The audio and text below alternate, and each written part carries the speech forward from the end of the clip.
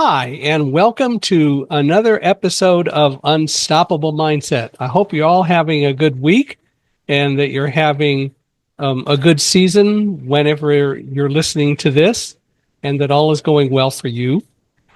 I am your host, Michael Hingson, and our guest this week is Jocelyn Sandstrom, who is in Hawaii. I think you're the very first person who I have had as a guest on the podcast from Hawaii. So that's cool. And I wish I were there. So Jocelyn, welcome to Unstoppable Mindset. Thank you so much. And I do hope you come back again. It's such an honor to be on your podcast. Well, it's been a while. It's only been 15 years since I've been there, and it is time to come back. But my wife passed away, and so it's kind of not nearly as fun to come alone, Mm. unless I come and people keep me busy over there. But we'll figure it out. Yes, I'm so sorry about your wife. And if you want, I will show you around here. Well, we'll have to make something happen. We'll just do it. Yes. But I'm really glad that you're here. Jocelyn is an interesting individual, and by any standard, she is a neurological repatterning practitioner plus teacher. She has a lot of things. She does neurolinguistics. She is also a Reiki master and practitioner and just a number of things. And we're going to get to all of that. But I want to, again, welcome you and really glad that you're taking the time to be with us instead of being with clients with all the things that you do. Thank you so much for your time. I love your podcast and everything, all the messages that you're bringing out into the world. Well, thank you. It has been a lot of fun to be able to do it and continue to do it. And we're having a lot of fun doing it. So I can't complain a whole lot about that. It's just a lot of fun. And as I tell people, if I'm not learning at least as much as everybody else, then I'm not doing my job right. So I'm really glad that I get to learn so much from people as well. Well, why don't we start, as I love to do, with learning about the early Jocelyn growing up and all that sort of stuff. Well, I did grow up in Hawaii, and I, like a lot of people, we went through a lot of growing pains. I had a lot that I did grow through, and it wasn't until I started my first contract overseas when I was 16 that life shifted for me, and I started to find my people and started to come into my own, transcending above the bullying and everything that happened in childhood. And then I lived overseas for about 20 years and moved home in 2016 to be with my family again. So where did you live for those 20 years? I lived in 12 different countries around the Oh, my world. goodness. I absolutely, for me, I just loved exploring different cultures. It wasn't like going on vacation to me is amazing, but going to a place, living there, working with the people, learning the culture, learning the different ways that they work in, speaking like the languages. I only, spoke a very little bit of each language, just like taxi language, right? And then just immersing into the culture. Just the food tastes different in every place as well. Like it could be the same thing, but it just tastes different. Life is so different. And for me, that was my passion, really, to just immerse into different cultures, different parts of the world, different parts of me as well. Because every time I went to another country, I became a different person. There was another side of me that got ignited that I didn't even know was there. And so I got to not only discover myself, but I got to discover the world. What made you go to so many different countries? What started all Um, that? Well, I was modeling, so I was able to do Ah, contracts in different countries. And so whenever I wanted to go to another country, I just contacted an agency there and I got a contract and went. And so basically the world was my oyster. And I just said, where do I desire to go next? And then reached out. Instead of waiting for someone to come to me, I reached out to to agencies over there and got a contract and went over. So once I started that, I've never been one to sit around and wait for things to kind of come to me. It's always been, this is what I desire. So now let me go and create that to happen. And that's how I created my last career to be so successful. And there's so many things that I learned along the way that not only can you use that, but also to do it in a way that doesn't burn you out. And so that's my passion now, is to help people to build success and fulfillment, not just a success, because I had burnt out pretty bad. And in hindsight, if I had done it differently, I probably could have built it even bigger without the burnout. And so that's my passion now. And that's how I built this career, is through that fulfillment and success at the same time, so that it's so fulfilling as well as creating next level results. Did you go to college or did you go from high school into modeling? I went straight in. I went Uh-huh. straight. I told my What mom. start what started you with that? My mom. Uh-huh. Of course, it's always your mom, right? Of course. Because I was very shy. And like I said, I went through a lot growing up through bullying and all of this. So for me, it was like the best blessing that's ever happened. For me, I was very scared, but I knew that I wanted to explore and try, and it brought me out of my shell. It brought me to my people. It was the first time that, people like wanted to hear what I had to say, really. Like they were fascinated, and I was like, what? And again, what I realize now after all this time is I had a perception growing up here in Hawaii. So necessarily I've been finding out that not people did not have that same perception that I had about myself. I realized I was almost the one that was not coming out of my shell fully, and therefore it was hard to connect, I think, and people have a different perception of me. So looking back on my childhood now, when I say bullying, yes, there was bullying, and there was, but overall there were also things that I perceived in a way that wasn't necessarily true for other people, because I would run into them and they'd remember me, and they'd have remember a different version of me, and I'd be Mm. like, and so I realize now how much I actually also held myself back. And yeah, Well, did that affect your modeling career? Because I would think as a model, you'd have to be reasonably outgoing and um, be able to work in a variety of different kinds of situations. I think it was what helped me to be resilient. Growing up through the hardships of what I went through, with relationships and everything, that's what got me to be resilient, to stick it out, because not everybody does stick it out, because there is a ton of rejection. There is a ton of things that you're going through at a very young age. My first contract was when I was 16 in high school during the summer. And so to be able to handle, obviously, there's a lot of not so nice things in the Yeah. industry as well too. So to be able to handle that, I think that came from everything that I grew through as a child, as well as my mom's support, because she was the one thing that was stable throughout my life, where I would always call her, because I was living in so many different countries. I think, she was my best friend. And so that, and living in all those different countries, helping me to be so resilient, is what helped me to create this business to be so successful as well. What are some of the countries that you stayed in and went to? Well, some of my favorite, I started in Tokyo, and then I went to Korea, Sydney, Milan, Hamburg, London. I did live in New York for a little while, Taiwan, China. Hmm. Like there's so many different places, Yeah. but like some of my favorites definitely were Tokyo, because and Hong Kong was where I spent most of my time at the end.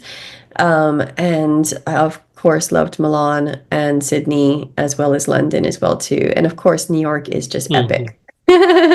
I enjoyed Tokyo. I've been to Japan twice, not for long periods. Well, the second time, um, actually, I guess the third time I've been there three times, and the last time was when we did work with the Japanese publisher of my first book, Thunderdog, and we were there for almost 2 weeks. It was a lot of fun, but mostly um, I spent time around Tokyo until Thunderdog, and then we were all over Japan. But it was very enjoyable. What I really remember, the first time I went to Japan, we were only there about 4 days.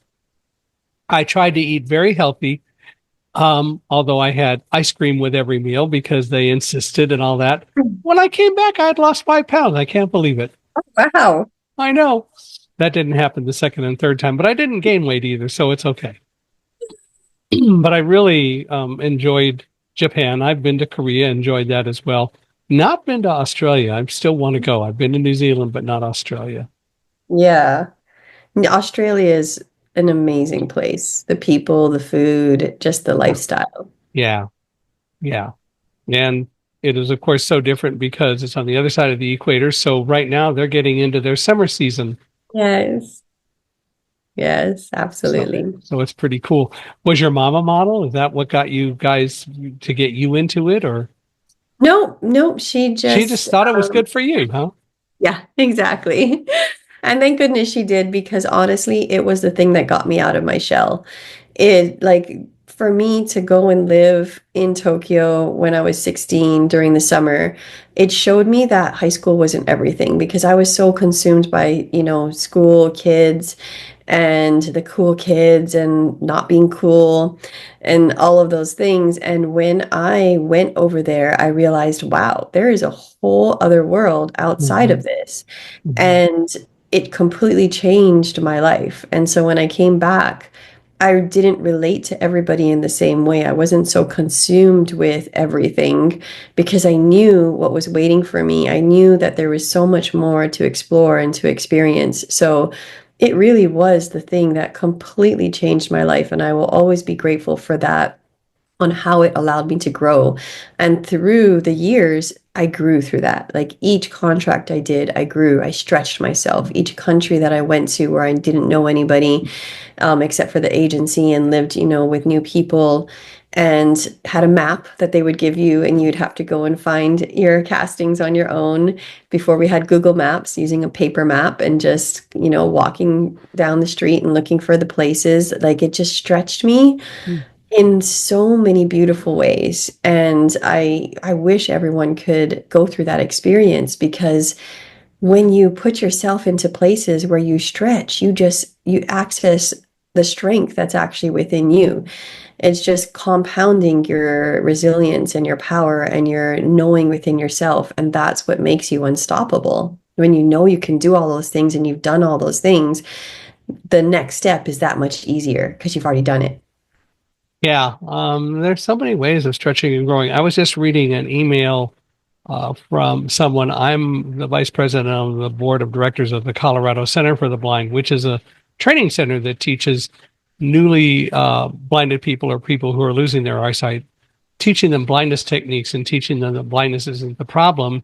It's really our attitudes about it. And one of the things, if you go to the center and take advantage of the full residential program, one of the last things that you have to do is you are dropped off somewhere within some sort of walking distance of the agency itself, but that could be a couple miles. Well, it may not even be just a couple miles away. It may be that you're further, but you have to figure out where you are and get back to the center. And you can only ask one question of the public.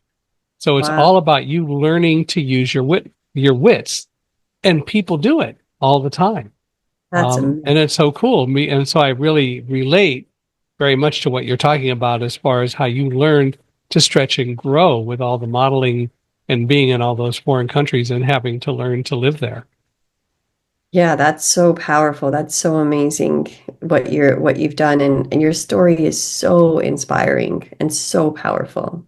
Well, I never did go to that center, and so I never actually directly was subjected to that. However, with all the traveling that I've done around the world, I've had to essentially do the same thing. So I know what you're talking about, and it's so exhilarating when you figure it out, right? Yes.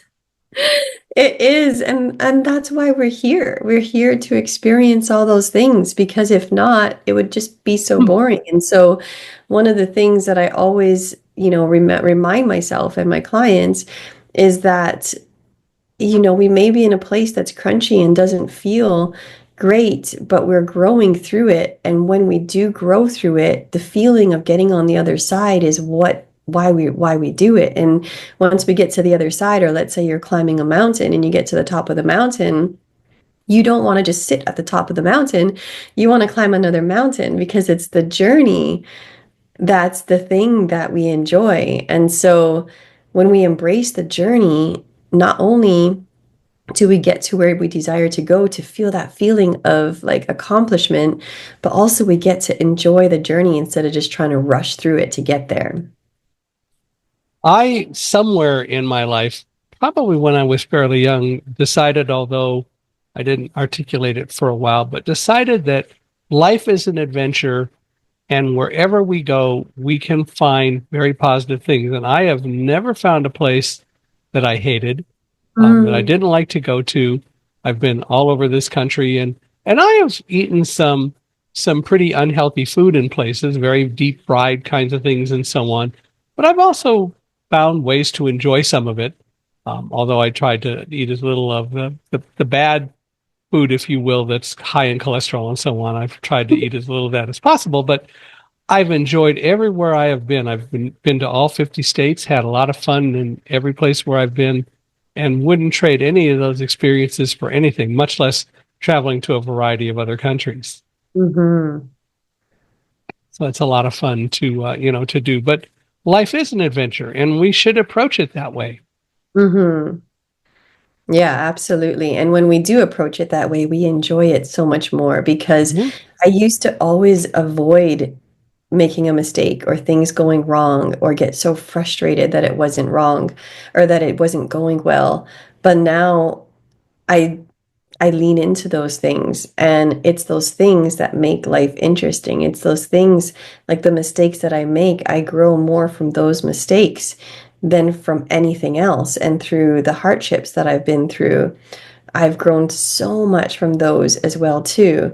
And so when we lean into the journey and just know that there is no good, bad, right, wrong, it's just the experience of what it is, we live in a completely different way. And we can like I was telling my clients in one of the webinars I was running the other day that my husband and I had read the book Celestian Prophecy. And so he goes on a journey and he doesn't plan anything. He just shows up and he listens to, synchronicities and he kind of goes with that. And so when we went to Jordan, we did the same thing. We're like, you know what? Let's just go play. Let's go play and have no plan and just arrive and discover what we're going to do.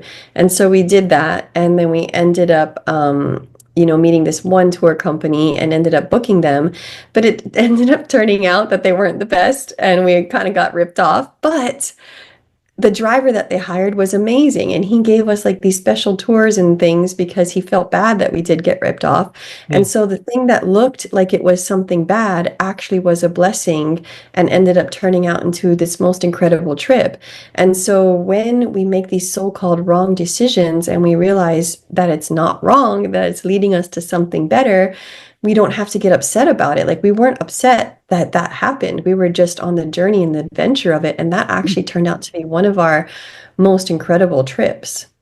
One of the things that I have learned and talked about on this podcast occasionally is that there's no such thing as failure. Yes. They're learning experiences, and I like what you just said because it isn't that there's something that goes wrong. Um, it happened the way it did, and the question is, what do we learn from it? And I'll bet that that driver would never have done those special things for you if you had treated him differently and treated him in a negative way. Hmm. Yeah. If we were grumpy and angry, he would have said, okay, well, too bad for you guys. Yeah, yeah. Forget you guys. Exactly. Yeah, absolutely. Well, you modeled for, you said 20 years, right? Yes. And what made you decided that you wanted to give that up? So I actually started doing wellness in 2003 when my mom got sick. And that's when my whole world shifted. That's when I wanted to find a natural way to help her, to support her. And that's how I started doing neurological repatterning, neurolinguistic programming, and Ericksonian hypnosis. Then I went into quantum physics-based energy work and was able to help her. And at the same time, I was working on my career and both her getting, her recovering and getting stronger and my career taking off. I thought, oh my gosh, like I want to help people do this. I don't want to just use it for myself. I want to help other people do this. So I actually started while I was still modeling, simultaneously teaching and doing sessions for clients since 2010. Hmm. And so I've been doing this since then, and now I just want to do it full time. It's just so fulfilling to be able to support clients through shifts, to create things beyond their wildest dreams, to open up the ease and the flow, to remove the burnout, to know that anything is possible and that we create our reality. We get to create. Like we're creating an abundance of things every single moment of every single day based on our thoughts. And so we can create an abundance of lack, or we can create an abundance of, happiness. And it's really just not letting anything take our power. So one of the things that shifted in my life as well too was when I was able to not let anything ruin my day, not let anyone or anything ruin my day, not let things that weren't going my way ruin my day. I was just going to say, okay, well, this is going on. It's happening for me. So now what do I get to do with this? How do I get to transmute this? How do I turn it into something good or turn it into my superpower by practicing neutrality, practicing not reacting and creating more fallout that needs to happen? And so whenever things don't go my way, I don't get frustrated about it anymore.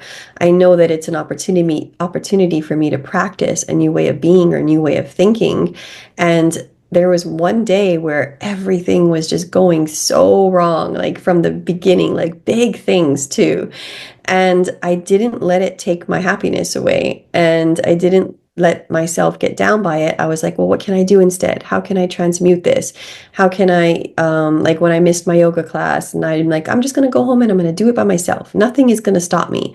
This is what I desire to do. And that was my like favorite day ever. I felt amazing. I got home after the day of all the things that didn't work out, like almost losing a $2,500 camera lens. And by the end of the day, just feeling so good about it. And my son was saying to me, okay, I'm going to go check the mailbox.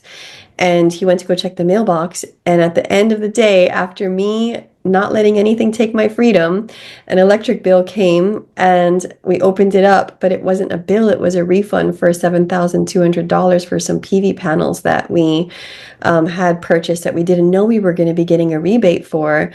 And it just showed me that nothing can take my joy. And because of that, I'm not going to slow down the good things that are on their way to me either. Mhm. And so it just opens it up. And from that point on, there I don't have bad days. I transmute them. Yeah, which is what we all can do. Yeah. Um, so how do you transmute them though? How do you really do that? Well, the one thing that really helps me is realizing that everything is happening for me. Everything, everything is happening for me to help me to learn, to help me to grow, to help me to create my next level of success. And if I look at it that way, I'm not the victim. But if I look at it as the victim, like it's happening to me, I have no power. I've given my power to the situation. But if I know that it's happening for me and that I'm unstoppable and I'm resilient and I'm always going to find a way because I'm never going to give up. So, for instance, with that camera lens, I ordered a camera lens that Best Buy was meant to ship me, and I called them because it was over a week, and they said, "Oh, it looks like you actually picked it up from the store, so no one's shipping you anything. You got the product already." And I said, "No, I didn't. It was out of stock, and the person that I bought it from ordered it to be shipped to my house." And they said, "Well, there's nothing we can do on my end, on their end. I have to go to the shop, find the person who sold it to me, and talk to them." And so the old me would have reacted, freaked out, created all this necessary fallout, gone in angry.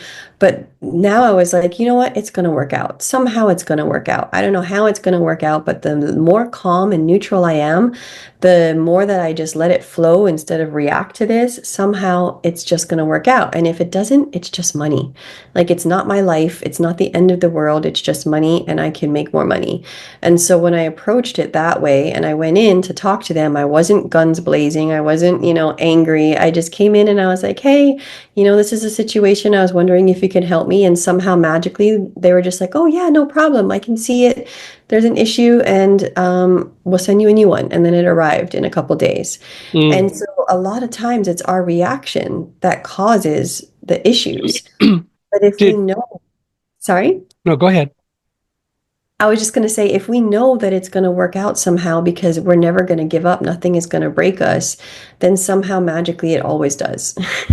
Did they or you ever figure out exactly what really did happen? Nope. And to me, it doesn't really matter because as Yeah. long as it works out, I'm always taking the next step. I'm always, if something, like in the beginning, I would launch programs and no one would show up and it wouldn't matter. I would just keep launching. Or, I heard this one story that completely inspired me about Anthony Robbins when he first started doing his programs and he sold his first program out. He rented the hall for it and not one person bought, but it didn't stop him. He said to his four friends, "Hey, can I pay you with pizza and soda so that you could sit here for 4 days so I could teach you my program?" Because he knew where he was going. Nothing was going to stop him. And so I do the same thing. Like I sold a master class here in Hawaii and most of my networks online. And so one person had showed up or signed up and I was like, okay, so maybe do I cancel this? But I just really felt like there was something that was going to happen if I just teach it. It's going to stretch me. It's going to do something. Mm-hmm. I just kept showing up and selling it every single day, trying different ways of selling it, not out of scarcity, but out of, okay, well, this is the universe or something giving me an opportunity to play, to practice selling, to have fun with it. And so I did. And, the day of, there was still only two people that were going to be there. And I thought maybe I should cancel it because I'm going to look like a failure. But then I thought, I don't care what people think if I'm a failure or not. The only part of me that will be bruised is my ego, but I know that I'm so much more than that. And if Anthony Robbins can do that, I can do that. So I'm going to show up and I'm going to teach these people just as powerfully as if there was 100 people there. And so I showed up, and at first nobody was there, and I didn't care because I didn't care anymore. I knew where I was going to build, but there was traffic and stuff. And then finally, by the end of it, 9 people showed up out of the blue. Mm-hmm. And it was the one of the most amazing master classes that I taught because I taught it in this new way of thinking where I had overcome my fears of my ego of failure and what people were going to think because I knew where I was going. I was inspired by Anthony Robbins doing that, and if he can do that and build that, I can do that. You know what I mean? So, I do. yeah.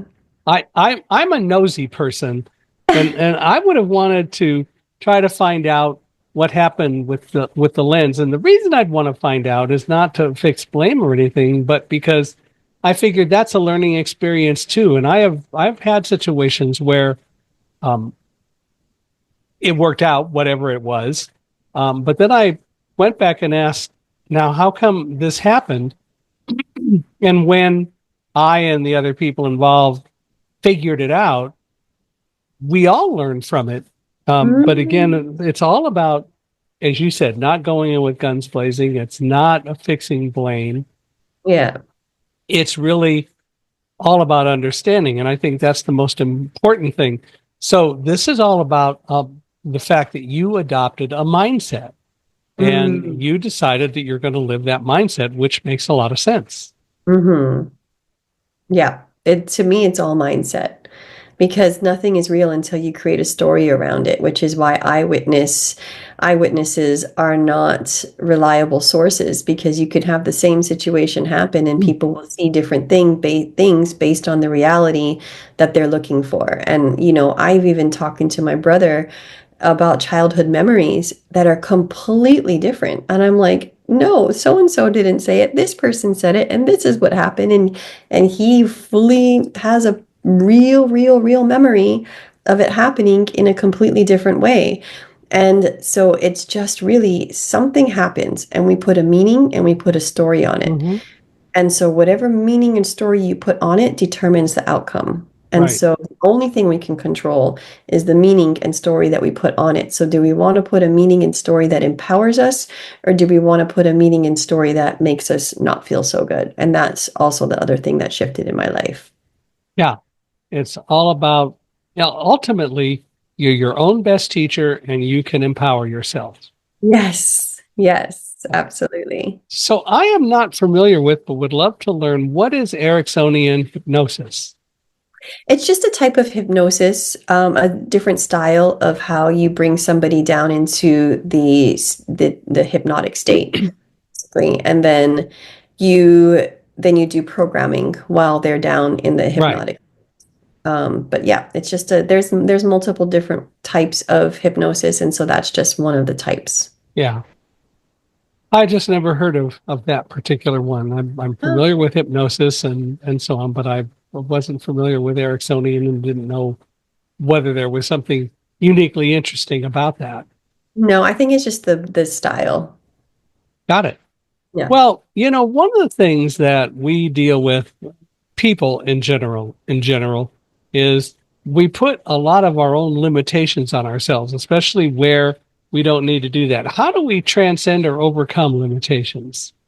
One of the way to do that is to recognize how powerful we are and how powerful our minds are. So a lot of people say that they can't trust, but they trust that they can't trust. They say that they're not confident, but they're confident that they're not confident. Mm-hmm. Say that they don't create their own reality, and so that belief creates the reality that they don't create that reality, right? And so it's just about looking at the beliefs and saying, do I want to hold on to this story? So a lot of people will come and say, this always happens to me. And I'll ask them, and does it always happen? And they say, no, it doesn't always happen, but this happened, this happened, this happened, this happened. And we'll say, okay, great, you're really good at validating that story. Do you want to keep validating that story, or do you want to start validating the times that it didn't happen? And it goes back to that red car theory. Like if you're driving on the road, how many red cars do you notice that day? Versus if you were driving on the road looking for the red cars, how many Mm-hmm. red cars would you actually notice? And so, what are you looking for? Because we're bombarded with billions of bits of information every single second, but we can only take like plus or minus seven every single second based on what we're looking for. So, if we're looking for a red car, in reality, we're going to find that red car. If we're looking for a blue car, we're going to find that blue car. So, what story are you telling yourself that's no longer serving you? And what story would you desire to tell yourself instead? And I'll give you an example. For me, I used to have this belief that I could make a lot of money, but I couldn't hold on to it because every time I would make a big amount of money, I'd get hit with a bill or a pipe would burst or something would happen. And so I kept telling that story and I recognized that doesn't always happen. Big monies come in, and it didn't go out immediately, but I didn't think about those times because I was validating the other story. So once I recognized that, I said, okay, I'm not going to validate that other story anymore. I'm going to validate the times when I make big money and more money comes in so that I can then have this belief that I'm building generational wealth. And that's when my finances changed and I started building generational wealth, right? It's Right. it's it's what we're looking for that we are then going to compound over and over and over again. Yeah. Again, it's back to mindset. Yes, it's always back to mindset. Well, that's fair. So you talked about, among other things, dealing with quantum physics and so on. Tell me about quantum leaps. So Quantum Leaps to me, a book, if you've never read this book, it's amazing. It's a really thin book called U Squared. And the beginning of the book starts out with this fly that's beating its head against the window pane over and over and over again, trying to get out, when all it had to do was stop, fly back, look for the door, and fly out of the door. And so that's basically what I was doing. I was like beating my head, trying to make these things work, pushing myself to do things at all the shoulds and the have tos, instead of taking a step back, listening to my own knowing, my gut, my intuition, my truth, and then that truth being the door that's going to guide me to, where I'm going. The other piece of that is I looked back on my last career and I saw it from a whole other perspective. I thought it was from all of that pushing, forcing, all of those things.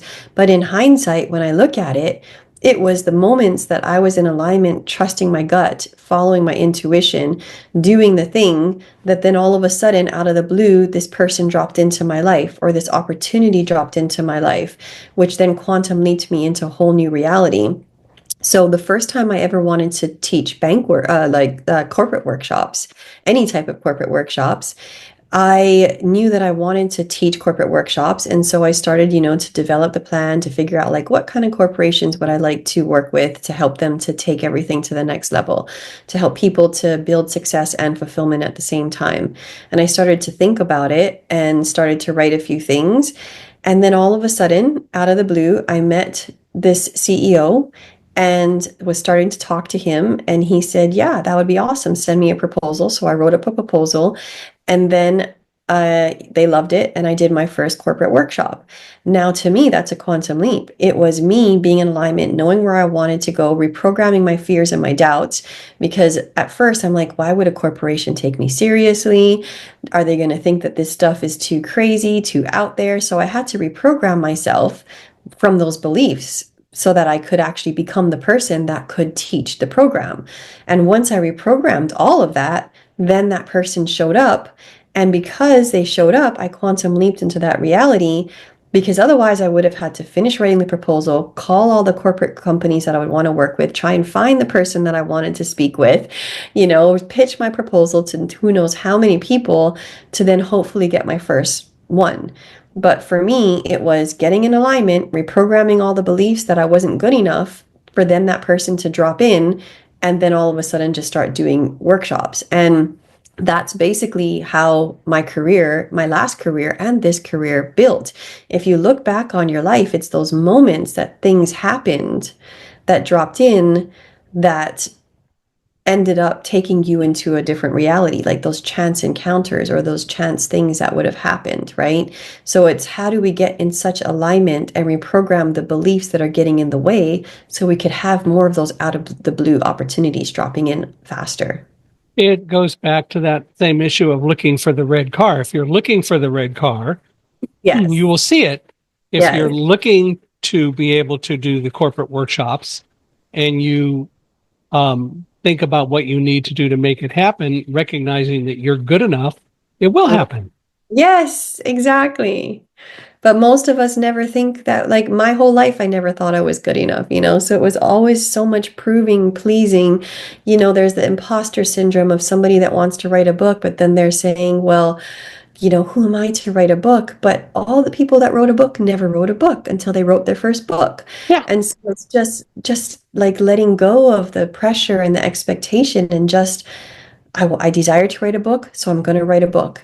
And I'm going to put it out in there in the world like everybody else did. Every single author, like you and your book, you wrote the book. That's the only difference from the people that wrote the book and didn't write the book is that you wrote the book and you put your passion into it. And then it became, such a massive life-changing thing for you and so many people that read that book to hear your story.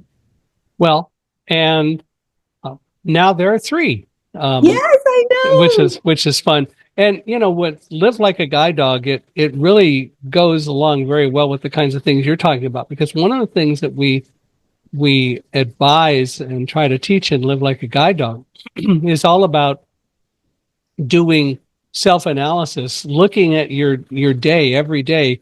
At the end of the day, what worked, what didn't work, even the stuff that worked, what might we have done to make it better? And the stuff that didn't work, again, not a failure, but rather what happened and how do we learn from it so that that won't happen again?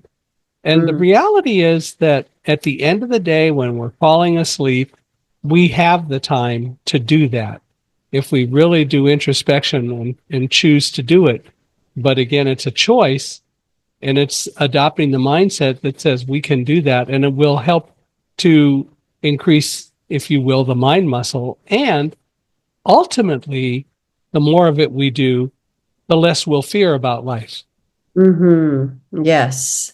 Yes, because the fear comes from us thinking that we're not going to be able to get through it, that it's going to be so painful that we're not going to be able to handle it. We're going to be so afraid of the disappointment. And so we don't take the leaps and we just live in fear. But when we recognize our power through knowing that we get to harvest the learnings and that we're going to transmute it, we're going to get through it, we're going to turn it into our superpower, we're going to get stronger. All the things we've done in the past, we've gotten through. So of course we're going to get through the next thing. So when you know that you have that power to, like you said, go through the day and say what worked and what doesn't work and how to make it better the next time, you don't have as much fear of the unknown because you know you're going to get through it just like you did every other time. Yeah. And you have to make the decision that it'll work. And And then you that's have to make the decision to not beat yourself up because and then you pain have is the decision to inevitable. not beat yourself up. Right. Yeah, because pain is inevitable, but suffering is something we create by the story we tell ourselves over and over and over again about the pain. And so if we know that we're not going to beat ourselves up and create it to be suffering, we're not going to be as scared to take that next leap because we know we'll get through the pain and we're not going to turn it into suffering. Right. And we know that the pain is there to send us a signal, and we need to learn from that signal Yes. so much. Yes, I love that. So tell me, what is the difference between creating and achieving? Because I think that there really is a difference, and we're talking about both of those here in various ways. Yes. So creating is this playfulness. It's like, this is what I desire to create. I know where I want to go. I know this goal that I want to do, and I'm going to create on this journey. I'm going to climb this mountain and I'm going to take a step every day and I'm going to enjoy the process of it and look at the flowers and, maybe hang by the lake for a day and then continue to go up there. But achieving is proving pleasing, achieving, right? It's like, I got to get to the top of this mountain to prove that I've done this, to achieve this thing. And so you rush through the journey, and that's where burnout comes from. So I don't think burnout comes from doing. Burnout comes from who you are when you're doing it. If you're doing the things, like when I'm doing the things out of creation and because I love doing it and because I desire to help people and support people and bring this into reality, I'm having so much fun doing it. But if I'm doing it to achieve these results, if I'm doing it because if I don't achieve these results, there's something wrong with me, or I'm a failure, or I'm not good enough, or my business isn't good enough, and I'm being judged and I care about other people's judgments, I will be burnt out because I'm going to push and there's so much emotion and exhaustion around the achieving. And then you're constantly just chasing that carrot, and the carrot always moves because every time you achieve it, you want to climb the next mountain, and so you don't ever get that fulfillment because then you're just going to go on to the next thing and the next Mm-hmm. thing. And that's what I did in my last career. I just kept chasing. I kept saying I'm going to reach this goal, and I reached that goal, and I'm like, oh no, and now this one. There was no fulfillment on the inside, and it was exhausting. Well, I hear often that people who really like what they do have discovered that it's not a job because they Yeah. just enjoy doing it so much. And Yes. and that's ultimately what you're really saying is it's not a job. And I agree with that. It's we need to decide that we like what we do. And if Hmm. we truly don't like it, then we shouldn't be doing it, or we should look at why we don't like it and deal with that because it is worth doing. Yes. That is a great example because when I was building this business, I did a lot of freelance work. And in the beginning, I did the freelance work so I would have predictable money so that I could build this business the way that I desired to build it. So I wouldn't compromise myself. I wouldn't do it because I just need clients to pay the bills and all of these things. It was my passion project. And so I did the freelance work so I had predictable money to be able to pay my bills. And then this was pure creation of what I desired to bring to the world and how I desired to help my clients. And at first, when I was doing these freelance jobs, I'd be so frustrated while I was there because I'd be like, oh, I'm here making this money, but I'm so frustrated because I could be working on my business right now and I could be making the business grow, but I need this money, right? And my mindset turned it into every time I did that work, it would just drain me. I'd leave so exhausted. And then I would go home and not have time to work on my other business because I didn't have energy until I recognized this is my choice. how lucky am I that I have this freelance job that I get to do that's bringing in this Mhm. predictable money so that I get to build my dream business? How grateful I am for this freelance work that I have this opportunity to work these amount of hours and get paid so well so that I could build my dream business. So I showed up to those jobs in a different energy. I showed up with pure gratitude that I have that I get to show up to this job and to do my best job because they're giving me this opportunity to build this business. And when I did that, not only did I have more energy, that job started to become really easy. Like, so before there was always fires to put out and there was always drama and everything. But after I'd shifted this mindset to gratitude and I started to just say, how can I serve? How can I be here and be my best self? Because I'm grateful for this job. Then all of a sudden I would come on shift and everything would just work. And like the dramas would go away, the fires would go away, things would be easy. And then some of the other people would say, I want to be on Jocelyn's shift because whenever she shows up, it's like easy. But that was from gratitude. That was from gratitude, from showing up, wanting to serve, and it shifted my reality.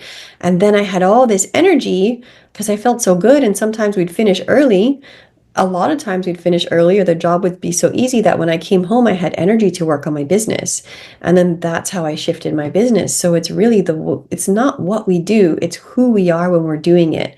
What are we feeling on the inside that we're then projecting out that people are then responding to?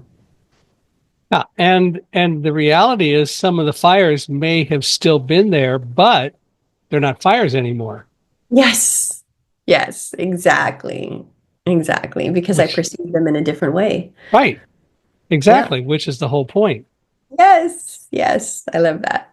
So, how do we get people to recognize when they're experiencing burnout, much less how do we get them to change their mindset to eliminate the burnout process? It just comes from their choice. It comes from their choice to decide how they desire to see it. So I mean a lot of it too comes from reprogramming. So I mean that's what I do in my programs Right. is that if there are with burnout, we just discover where is it coming from? Like, is it coming from the pushing, the pleasing, achieving, the not being good enough, the worried what people are going to think, the failure, like all the stuff, the hoping that it's going to work out, afraid that it's not going to work out, because that's all the stuff that we leak our energy to. Once we discover what that is and we reprogram it so you don't have that, you can just do it as a task. You show up and you do a task. One of my NLP teachers told me something that was so powerful, which was he said that the best basketball player in the world also has the highest amount of missed shots in the world. And that's why he's the best basketball player, because he just takes the shot. He doesn't beat himself up every single Mhm. time he takes the shot. He's just taking a shot and a shot and a shot and a shot and a shot. He's playing to win. He's not playing not to lose. And so there's a difference in that energy. And so once you discover what that is, you get to then shift your mindset. So it's quite easy to kind of find where the triggers are coming from. It's like, where are you getting pissed off? Where are you getting frustrated, right? Like those are the triggers. Then it's about how do we then remove the triggers with whatever tool that you have, with mindset, with reprogramming, with hypnosis, with quantum physics, like whatever it's going to be, podcasts, listening to these things to come up with a new story, and then the resilience to create that new story to be your new story. So every time it doesn't go the way that you had planned, not getting caught up in saying, oh, see, it happened again. Saying, okay, oh, well, I'm not fully in that new programming yet. And so it's still showing up a little bit, but how do I harvest the learnings? And then how do I pivot? And then how do I do something different? And you just keep doing that until your reality eventually shifts. This is so freaky. The other day, it was like yesterday or Monday or Sunday. I can't remember which day, but I was thinking about basketball players and some of the really famous good basketball players and thinking, why are they such horrible free throw shooters? And why are they, in a sense, why is their percentage what it is?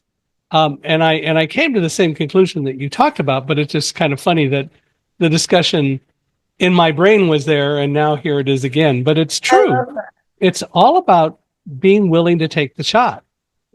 And just taking the shot and not putting the meaning on it.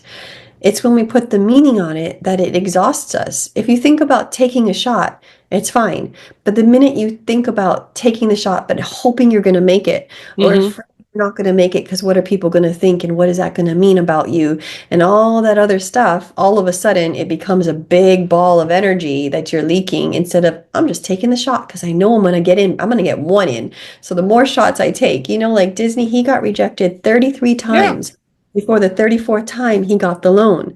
But if he just every single time, like, gave up, we would not have what we have. But he just Hmm. kept going in and doing it. And if you know that on the 34th time you're going to get accepted, how fast would you keep going back to banks and saying, hey, hey, hey, hey, hey, until you get the loan, right? Well, and the issue with the shots, um, every time you take a shot and miss, if you're taking the shot to continue to take the shot, as opposed to this one has to be the one to go in, Mm, you're also, I think, subconsciously studying, well, why didn't that shot go in? What do I learn because this shot didn't go in?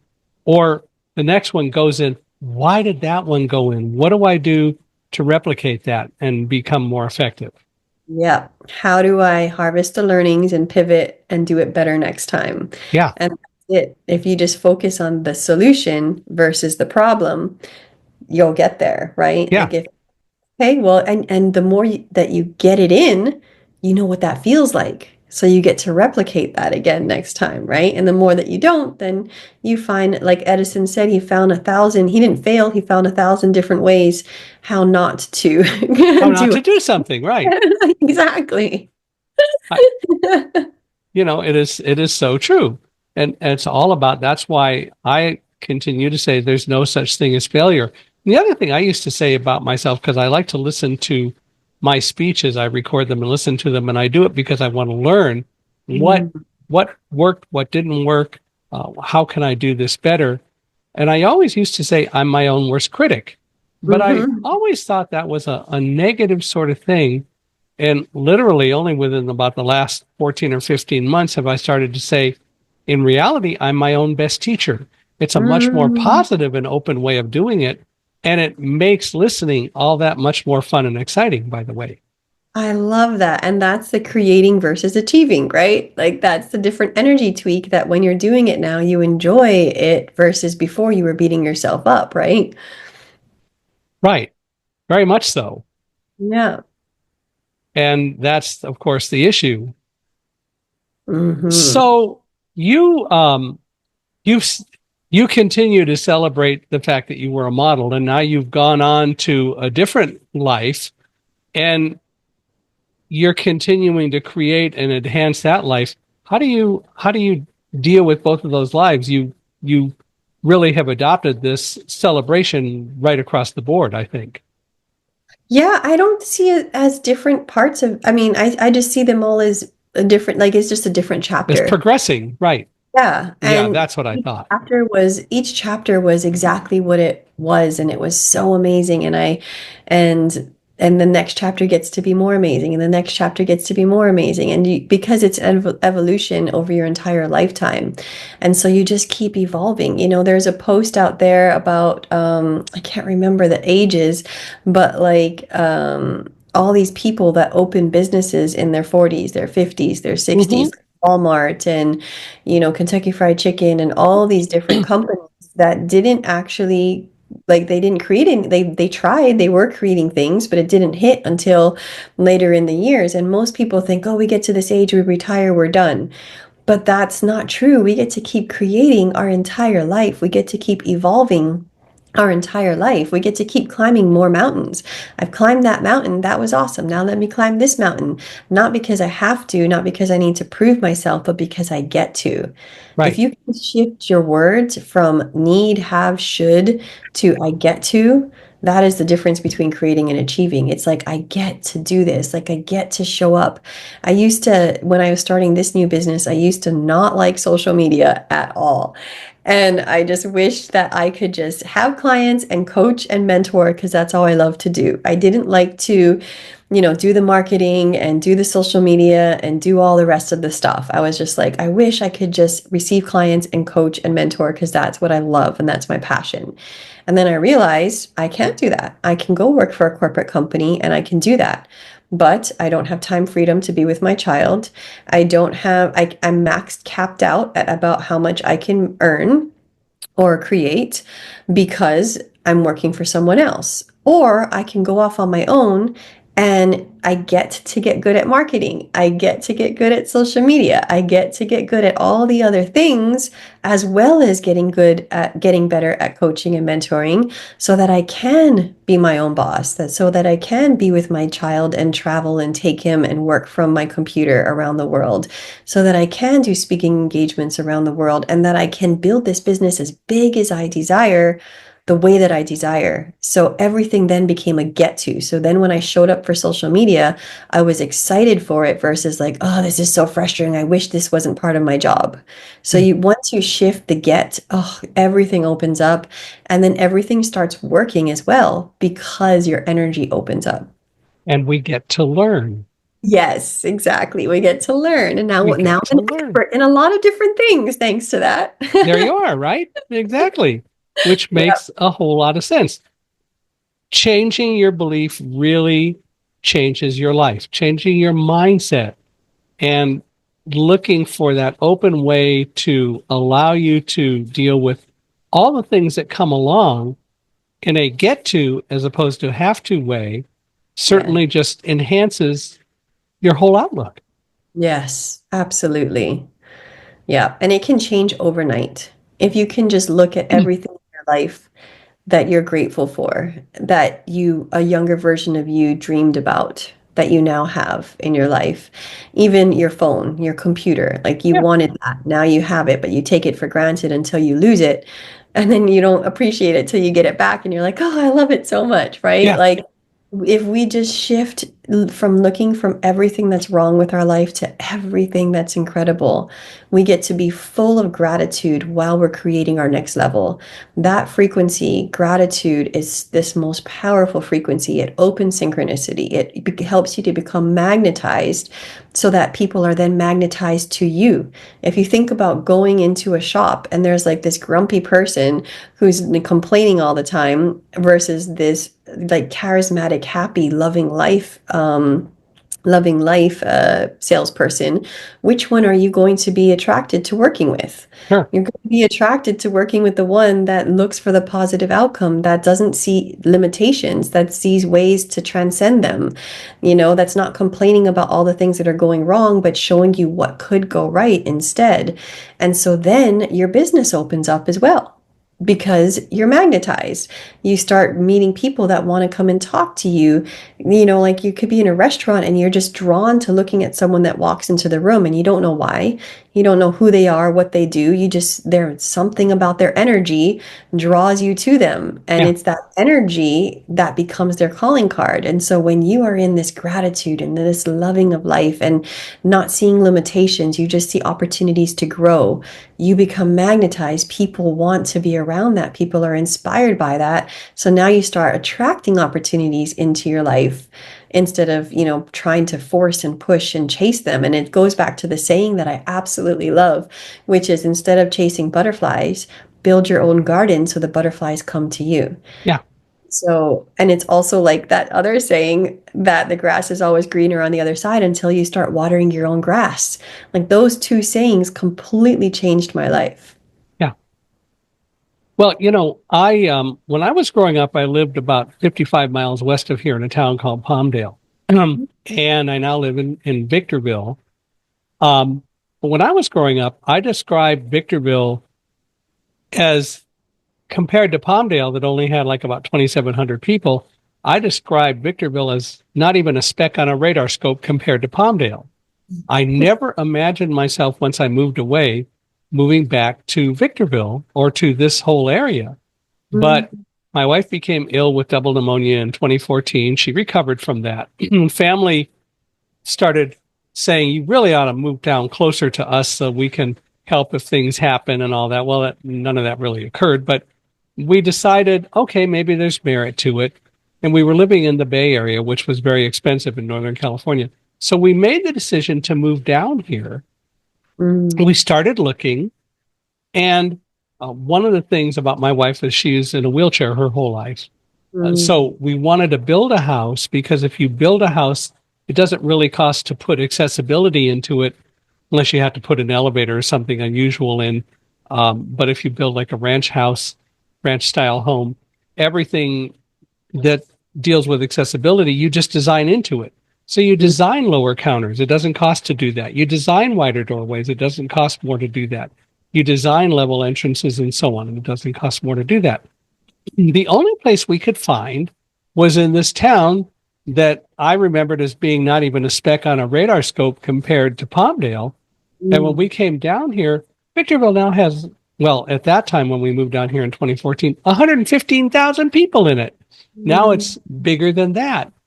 mm, But I never really thought I would live here, but I am living here. And I have to say, even though my wife has passed away, I feel really blessed. I get to live in a house that we built that is built with all the latest codes. We've got solar, and mm, so many other things that I realize why this is a great place to be. mm. And I could have adopted a different mindset. And after she passed away, I could move out to New York second. And I always thought to myself, why would I do that? And Mm, and and don't. I have an interest rate of 3.95% for the mortgage, which is I wanted to refinance at some point in the past, but we didn't get to. But mhm, still, everything is so much better, but it's mm. all about outlook. Yes, it is. And also, like, losing a spouse is obviously one of the hardest things ever. And like being there with her in the home that you built, that you get to have all those memories together is also still, a part of the Yep. house and part of you by being there with her. And so it's a beautiful experience to be able to do that. 40 years of marriage, and I still have my guide dog Alamo, who I got in 2018. But I Mm, have a rescue cat named Stitch, who Karen and I rescued in 2015. So mm. I have company, and Yeah. Karen's up there monitoring somewhere. If I misbehave, I'm going to hear about it. So I got to Yeah, be a good she's kid, you with know. you. Yeah, she is always with you for That's sure. that's the fear thing, you know. You got to behave, otherwise she's going to come and get me. So no, I But she's and also still supporting you, oh, you know? she is. I know, because I just joke about the fear. I don't Yeah. live in fear. Yeah. Well, I want to thank you for being here. This has been a lot of fun. And can you believe that we have gone over an hour already? We have, oh my goodness. I could talk to you forever just hearing your stories and everything that you've grown through and transmuted as well. I just love it. Thank you so much for the opportunity. Well, this has been a lot of fun. If people want to reach out to you and maybe use your talents, get to use your talents to make their lives better, how do they do that? Best way would be through Instagram because in Instagram I put out it's like the most up to date with what's going on, tips that I'm sharing, like reprogramming opportunities, as well as I do like a lot of like yeah, tips for the day, like something that would help you to reframe. So that's always active. I'm always posting on that. Or you could go to my website where I have all the information, but I don't have all those tips on the website because the Instagram is really like if I grow through something or if I'm supporting my client through there and I think this is something that it will be beneficial to everybody, I'll do a post for it. So you could listen to it and you can help that to kind of shift your mindset as well too. So how do people do that? What do they look for My on Insta? Instagram is Jocelyn Sandstrom. Can you spell, please? Yes, JocelynLukoSandstrom. So Jocelyn Luco Sandstrom, Yes, my name. and your website. JocelynSandstrom.com. Okay. Yeah. Well, cool. Well, this has absolutely been enjoyable. Do you go on LinkedIn at all? I do go on LinkedIn. Yes, not as much as I do on Instagram, but I do go on LinkedIn. I still have I think it's Jocelyn Sandstrom as well. All of my socials are Jocelyn Sandstrom. Well, we'll put that in the show notes and anything else that you've sent us. So if there are other Thank you. things you think we ought to have in there, don't hesitate to send them down. We'll make sure they get in. But Thank you. I also do a free mastermind. So if you do reach out to me, if you want to be on a wait list as well, then it's a way to just, have a quick discovery of how we could shift the problem or the issue that you'd like to expand. cool. Well, I hope people will do that. And I want to thank you for being here. And I want to thank all of you for listening. I am so grateful that you're here. We get to have you here and we get to talk about so many different things like we're doing today. Hmm. So I hope that you will write me. Let me know what you think of today. We love your thoughts. We also would really greatly appreciate it if you would give us a 5-star review wherever you're listening or monitoring the podcast. We value that very highly. But I do want to hear from you, want to know your thoughts. You can reach me at Michael H.I. at accessibe.com. That's Michaelhi at accessibe.com. Or go to our podcast page, which is www.michaelhingson.com/podcast. That's michaelhingson.com/podcast. And for all of you, and Jocelyn, including you, if you know of anyone who we ought to have on as a guest, please provide an introduction. We're always looking for more people. I love having people on because I get to learn.